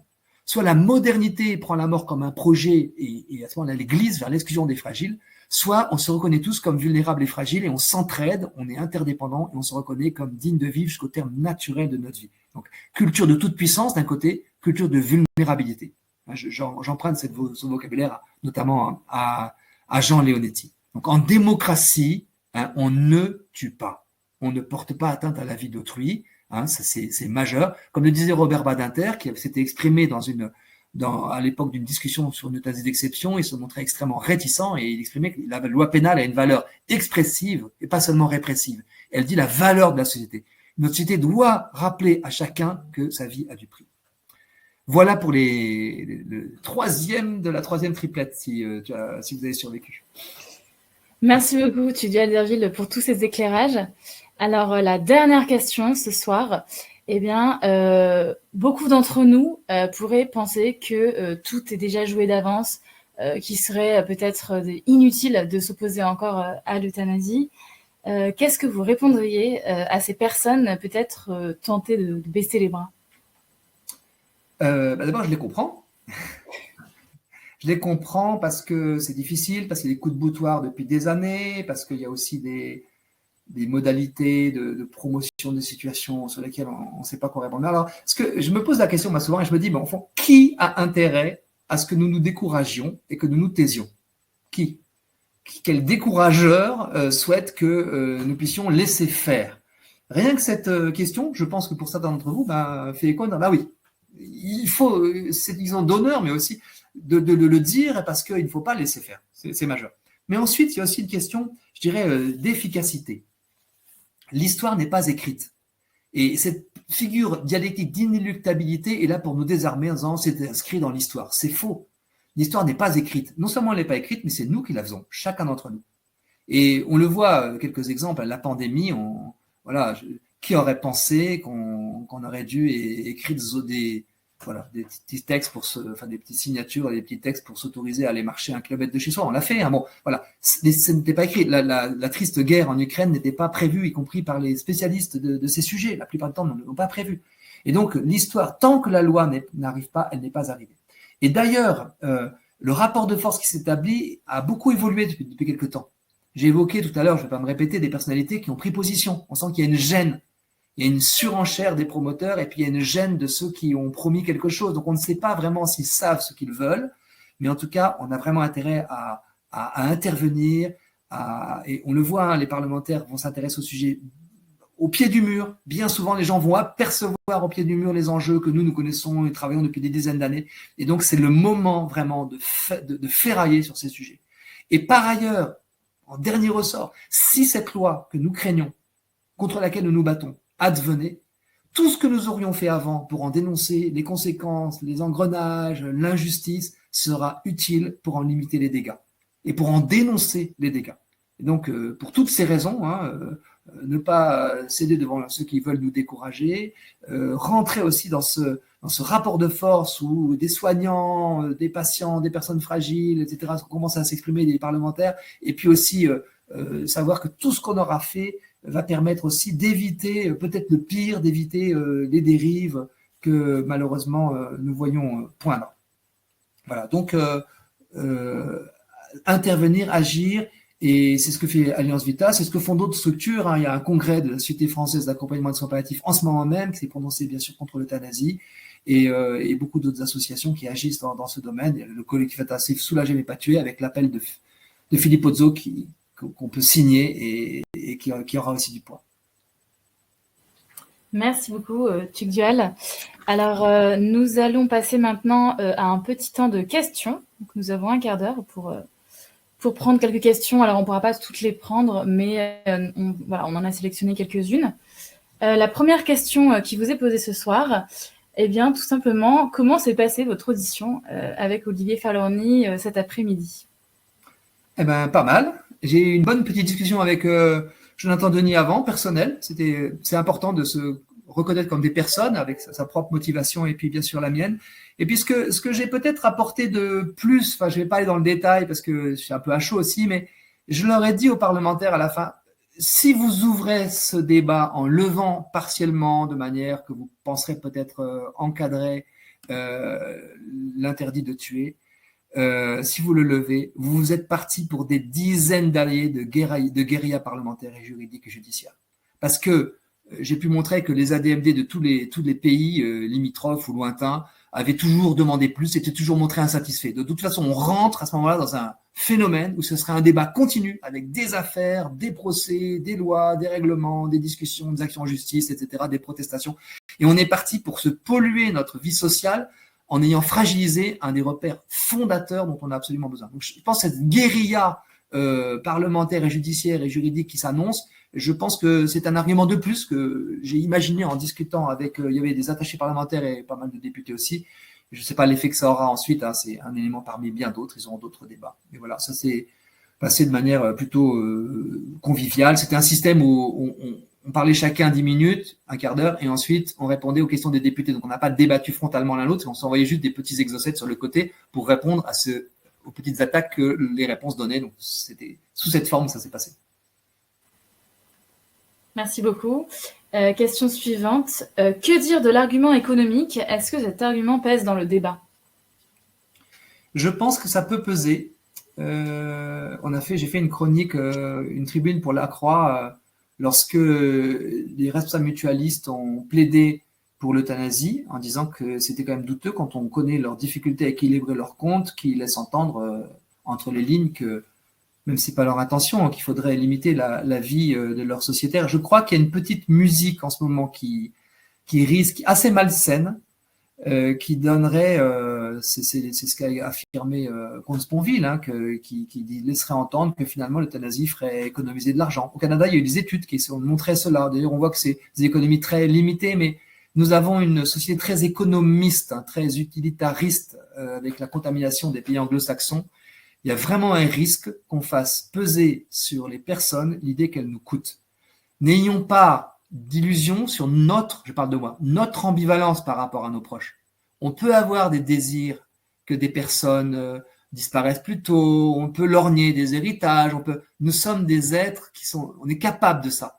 Et donc, cet interdit de tuer nous protège de ce genre de choses et nous protège de l'ambivalence et qu'on peut avoir, soit comme soignant dans la toute-puissance, soit comme proche. Le chanteur Dave, qui avait participé, je ne me rappelle plus dans quelles conditions, à l'accompagnement de l'euthanasie d'un de ses parents, il avait dit à un moment donné, on a un malaise derrière. On a un malaise. On se dit, parce qu'effectivement, il y a une ambiguïté sur ces sujets. Et je pense que c'est un énorme risque, effectivement, qu'une société, finalement, estime que telle ou telle catégorie est trop coûteuse. Ça, c'est très inquiétant. Ça s'est vu même en France sur d'autres sujets de début de vie. Ouais. Merci beaucoup. Alors, on a une question d'Armand qui est parmi nous ce soir. Donc, la belle-mère d'Armand a reçu une piqûre létale en Suisse. Elle avait 99 ans et elle a été soulagée par cette piqûre. Elle avait donné son accord. Est-ce que vous lui reprocheriez sa décision? Est-ce que je me permettrais pas? Cette personne est passée dans l'autre monde, n'est-ce pas? Si j'ai bien compris. Oui, complètement. D'accord. Non, je regrette bien sûr les passages à l'acte suicidaire, quel qu'il soit. Je peux concevoir, bien sûr, et on le sait, que des personnes en état de vivre, etc. Je ne peux pas juger d'une relation entre un père et un fils. Je sais qu'il y a eu un certain nombre de témoignages aussi de personnes qui ont subi les suicides en Suisse de leurs proches et ont trouvé ça terrible. Parce que le problème derrière, c'est justement, je me rends compte en répondant à la question, c'est que tout de suite, je risque d'être indélicat. Il y a une situation, elle s'est passée comme ça, je ne sais pas ce qu'en pense Armand. Ce que je sais, c'est que récemment, dans une de mes conférences, un monsieur est venu me voir après et il m'a dit, vous m'avez fait basculer. Et j'ai dit, ah bon, vous étiez pour l'euthanasie, puis après, maintenant vous êtes contre. Non. Je me rends compte, en vous entendant, je me rends compte que je peux pardonner à mon père son suicide. À ce que m'a dit cette personne. Parce qu'effectivement, j'ai essayé, en évoquant Jacques Ricot, de dire, voilà, le suicide ne reflète pas forcément la volonté profonde de la personne. Voilà. Après, je ne connais pas les détails de cette situation et paix à l'âme de cette presque centenaire ou centenaire. Merci beaucoup. J'ai une autre question, donc de France.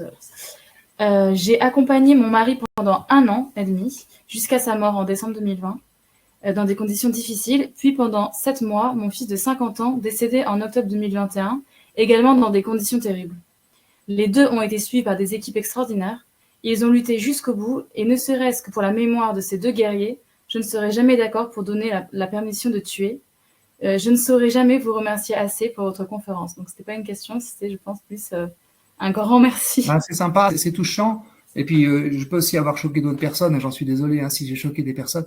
Mais c'est vrai que ça rejoint ce que dit Frankl. Frankl dit souvent ça, des personnes, deux guerriers, la force de la faiblesse. C'est-à-dire l'hommage rendu à des personnes qui ont vécu dignement les souffrances inévitables liées à ces graves maladies.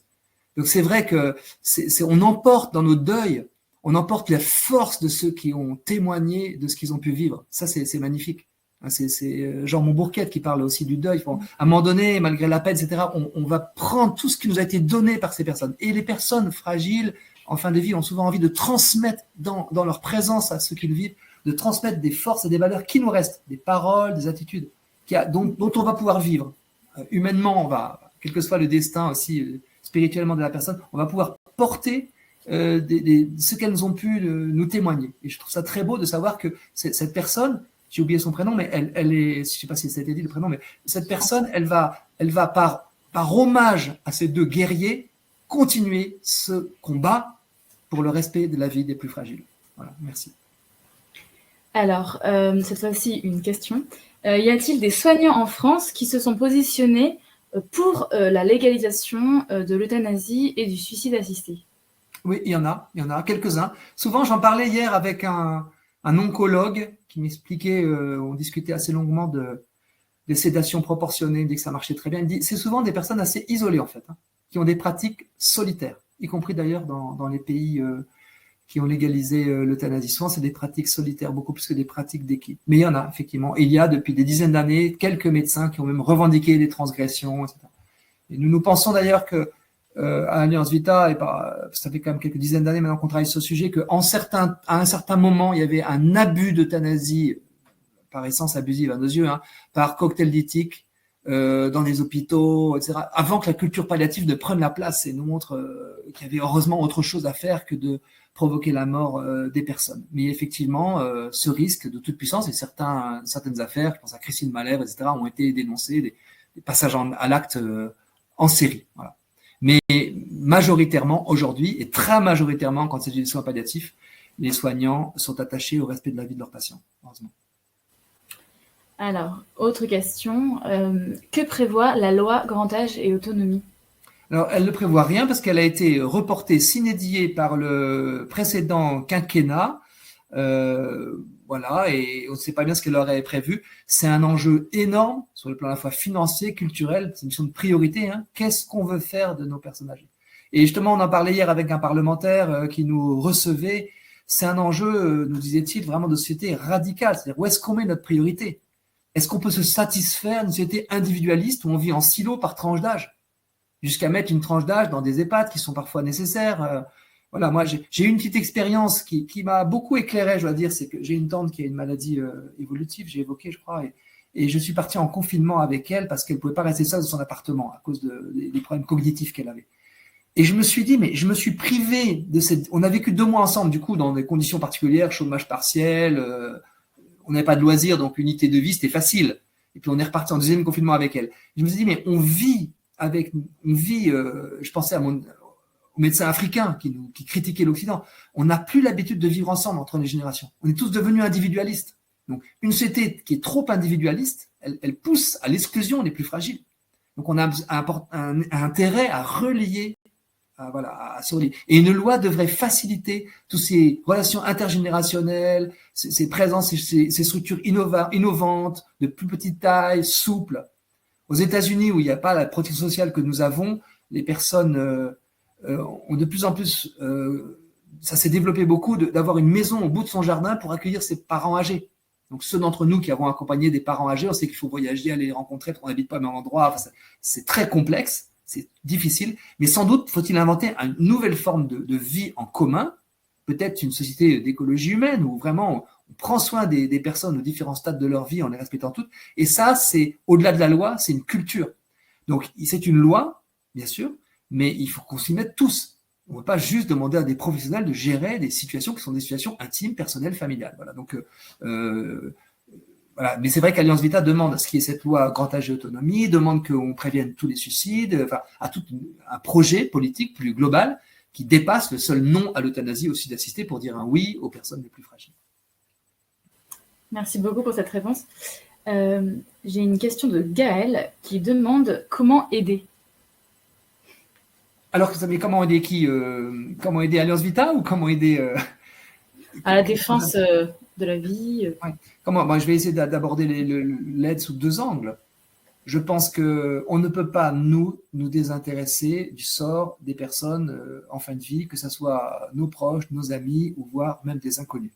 Je veux dire, beaucoup d'entre vous êtes déjà engagés, volontaires dans des EHPAD, etc. Mais il y a vraiment un besoin d'humanisation qui ne peut pas s'appuyer sur les seuls professionnels. C'est le grand fantasme de société administrée que de penser qu'on va normaliser par juste fonctionnariat la présence. Donc, les professionnels ont besoin de volontaires, formés, supervisés, qui ne font pas n'importe quoi. Donc ça, c'est vraiment une aide majeure qui doit être apportée. Après, nous, Alliance Vita, on a besoin de toutes sortes d'aides. Mais ça, j'ose à peine le dire, de l'aide financière, de rejoindre nos équipes, de signer les appels des collectifs auxquels on participe, notamment celui du collectif interassociatif Soulager mais pas tuer. Bref, de s'engager dans notre société.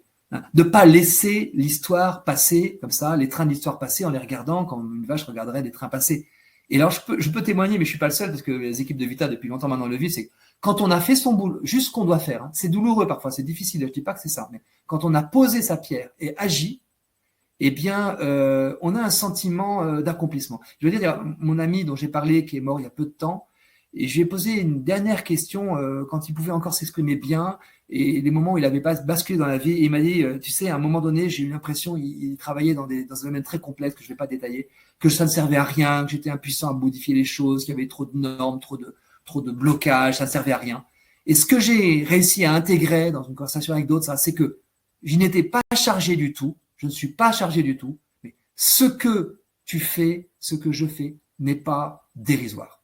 Je ne suis pas chargé de tout, mais ce que je fais n'est pas dérisoire. Donc plutôt se laisser écraser par ouais, j'ai fait un bouquin, voilà, ça servira, je sais pas quoi ça va servir, mais faire ce qu'on peut faire, chacun, voilà, je suis payé pour ça, vous me direz, mais faire ce qu'on peut faire, ce n'est pas dérisoire. Et se relier les uns et les autres pour le faire, et à ce moment-là, oui, on retourne ce sentiment d'être écrasé par une histoire qui nous dépasse, par des côtés inéluctables. Non, on peut construire autour de soi ce que Václav Havel appelait la vie dans la vérité. Václav Benda, qui était un dissident tchécoslovaque, disait il ne faut pas affronter brutalement les structures totalitaires, il faut instaurer partout où le pouvoir totalitaire laisse des espaces vacants, la vie dans la vérité. Je ne suis pas en train de dire que le pouvoir actuel est totalitaire, hein, mais il y aurait des lois comme cela qui seraient totalitaires, mais je veux dire, partout où on peut instaurer quelque chose, on le fait ensemble. Et on ne manque pas d'initiatives, pas seulement Alliance Vita, qui s'impliquent pour changer la donne, changer la société, et établir une société de solidarité avec les plus fragiles, c'est manque pas d'occasion de le faire. Alors, question suivante. Comment être attentif à ceux qui pourraient être tentés par un acte suicidaire? Alors, c'est très complexe parce que vous savez sans doute, pour certains qui ont été endeuillés, qu'il peut souvent arriver que la crise suicidaire s'établisse dans un apparent calme, sans aucun signe annonciateur. Voilà. Après, les conseils que donnent les spécialistes de la prévention du suicide, les spécialistes de la prévention du suicide, pardon, c'est de toujours prendre au sérieux les signaux voilà, quelqu'un qui dit qu'il a assez de vivre, qu'il va mourir, qu'il va faire quelque chose, il faut pas fuir, il faut toujours reformuler. Ah bon, tu dis ça? Il faut reformuler et puis alerter, voilà, alerter, orienter. J'étais très touché à la fin de mes conférences récemment, un monsieur qui avait été bénévole à Écoute Amitié a dit que dans toutes les situations sauf une où il avait un suicidé au téléphone, c'est-à-dire une personne qui avait pris des produits pour mourir, toutes sauf une, elle a donné son adresse pour pouvoir de la sauver. C'est-à-dire que la présence, je ne dis pas que c'est une garantie, hein, mais la présence, c'est souvent un cri d'appel, un cri de désespoir, et redire à la personne qu'elle a du prix à nos yeux, voilà, ça c'est essentiel.